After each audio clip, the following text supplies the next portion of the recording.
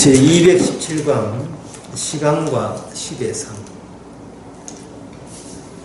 사람이 본인이 사는 것을 그 시대다, 시대상, 사는 세상을 본인이 있는 세상 시대상이라고 이야기합니다. 어느 인간이든 그 자기 시대상에 대해서 관심을 있는 이유는 사람이 외부 환경을 이용해야 본인이 살기 때문에 그렇습니다. 그걸 적응이라고 이야기해요. 적응한다. 그래서 인간은 혼자 못 살고 자기한테 힘이 될 수 있는 사람들을 많이 만나려고 하죠. 그것도 적응 하나의 방식이 돼요. 너무 외톨이 살게 되면 안 되니까.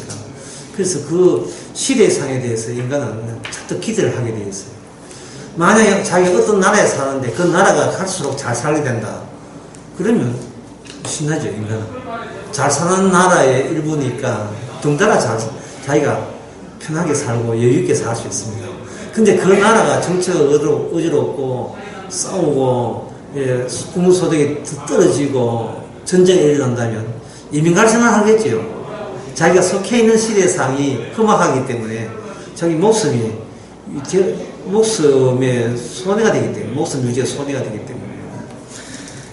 창세기 41장에 보면 요셉이 등장하고 그 요셉을 주변에 요셉의 시대상이 나옵니다. 거기에 그 요셉이 있는 나라가 바로 애굽 나라고 거기에 통치자가 바로입니다.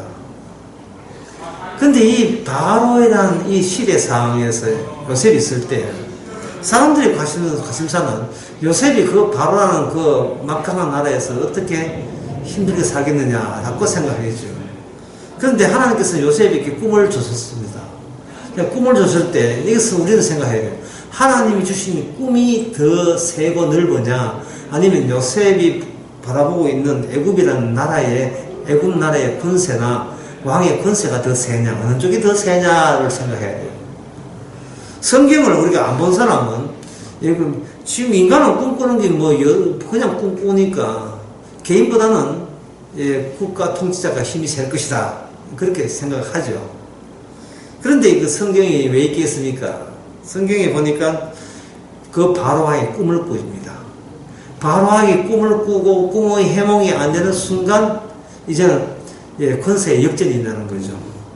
그 바로왕의 나라의 통치에 그냥 미미한 개인이 지나지 않는 이 요셉이 바로왕의 꿈을 해몽함으로써 드디어 이제는 누가 누구를 기대해야 되고 의지해야 되느냐 하면 바로왕이 요셉에게 이제 기대해서 빌을 묻게 되어 있어요. 역전이라는 겁니다. 이와 같은 비슷한 예가 바로 바벨의 느부갓네살과 다니엘의 관계도 그와 마찬가지입니다. 그리고 신약에 오게 되면 성도가 그러한 자리에 있다는 거예요. 세상에 권세자보다 심지어 천사도 부러워할 자리가 성도이기 때문에 성도끼리는 재판할 필요 없다는 거예요.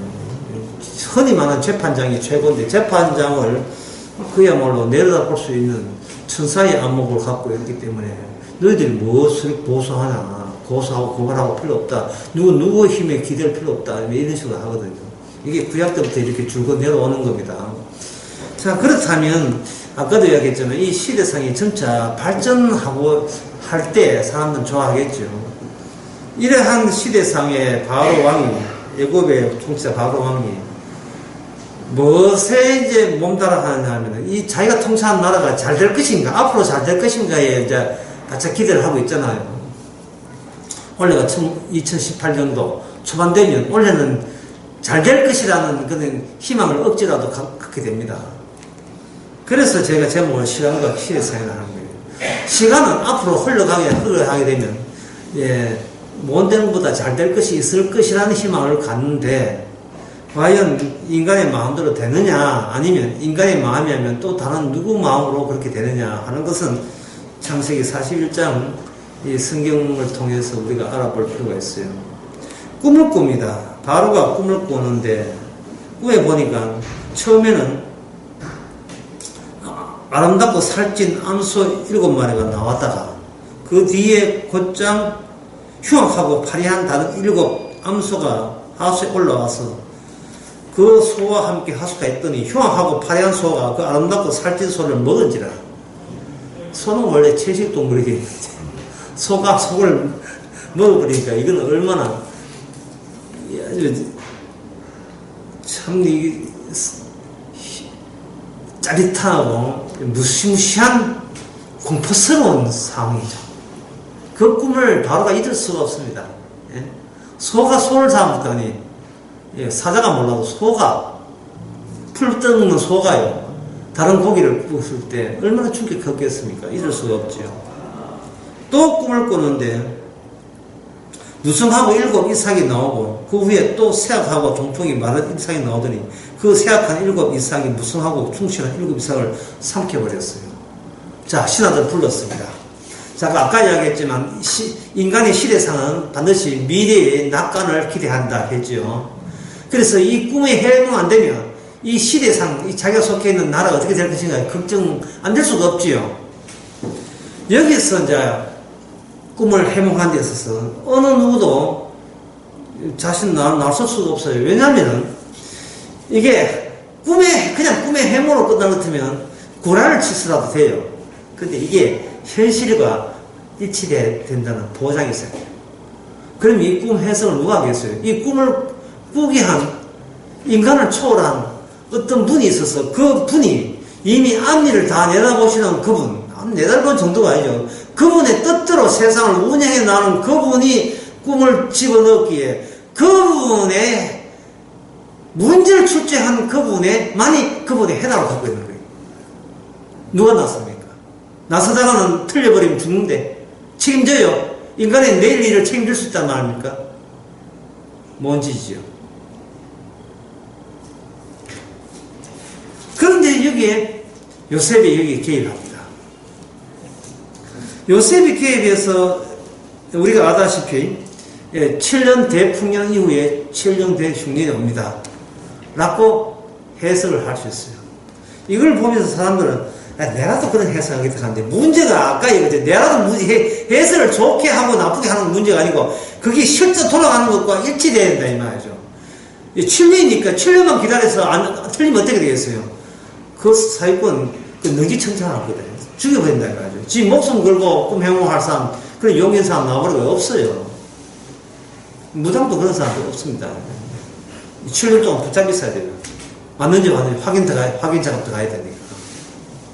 그래서 이렇게 했을 때 우리가 여기서 이거 창세기 41장 이